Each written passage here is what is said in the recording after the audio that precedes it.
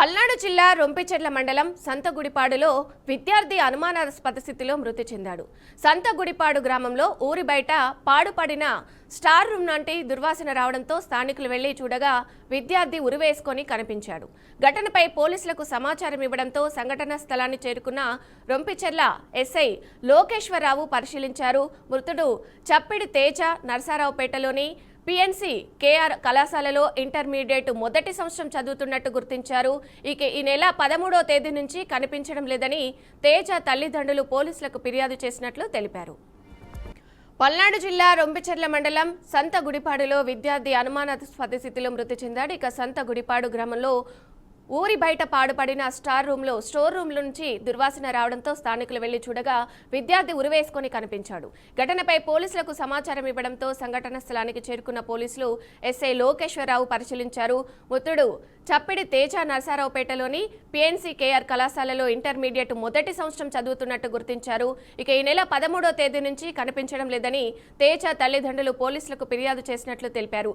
ఇదే విషయానికి సంబంధించి మరింత సమాచారం మా ప్రతినిధి సువర్ణబాబు అందిస్తారు. సువర్ణబాబు, చెప్పండి, అసలు ఏం జరిగింది, డీటెయిల్స్ ఏంటి? పల్నాడు జిల్లా నరసరావుపేట పరిధిలో ఉన్న రొంపిచెర్ల మండలం ఓ విద్యార్థి అనుమానాస్పద ఈ కలకవచ్చు సంతగుడిపాడు గ్రామానికి జరిగిన ఈ ఘటన స్థానికంగా ఒక విషాదం చోటు చేసుకుంది.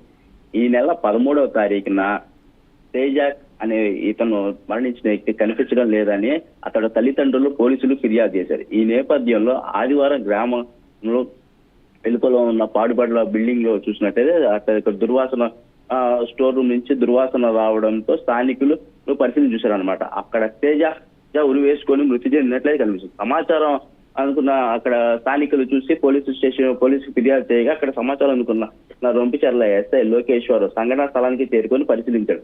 మృతుడు నరసరావుపేట అంటే అప్పటికే వారి తల్లిదండ్రులు కేసు పెట్టినప్పటికీ మృతుడు నరసరావుపేటకి కేఎస్ఆర్ కేఆర్ కళాశాలలో ఇంటర్మీడియట్ మొదటి సంవత్సరం చదువుతుంటే గుర్తించారనమాట.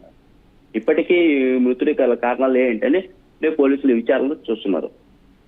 ఏంటి కారణాలు ఏంటి అసలు సువర్ణబాబు? అతను ఆత్మహత్య చేసుకోవడానికి గల కారణాలు ఏంటి, ఏమైనా తెలిసొచ్చాయా మీకు? అంటే ఇప్పటికీ ఇది ఈ నెల 13వ తారీఖు నుంచి ఇంట్లో నుంచి వెళ్ళిపోయి కనిపించకపోవడంతో అప్పటికే ఇంట్లో కుటుంబ సభ్యులు తల్లిదండ్రులు పోలీసులు ఫిర్యాదు చేశారు. ఇప్పటికే అయితే పూర్తి సమాచారం అయితే లేదు. అంటే చదువు వల్ల విద్యనే చదువు ఎడ్యుకేషన్ వల్ల ఇబ్బంది కలిగిందా, లేదంటే అంటే మిత్రులతోటి స్టూడెంట్స్ తోటి ఏమైనా వివాదం జరిగిందా అని చెప్పి దర్యాప్తు చేస్తున్నారు పోలీసులు ఇప్పుడు. Right, thank you Suvarnababu.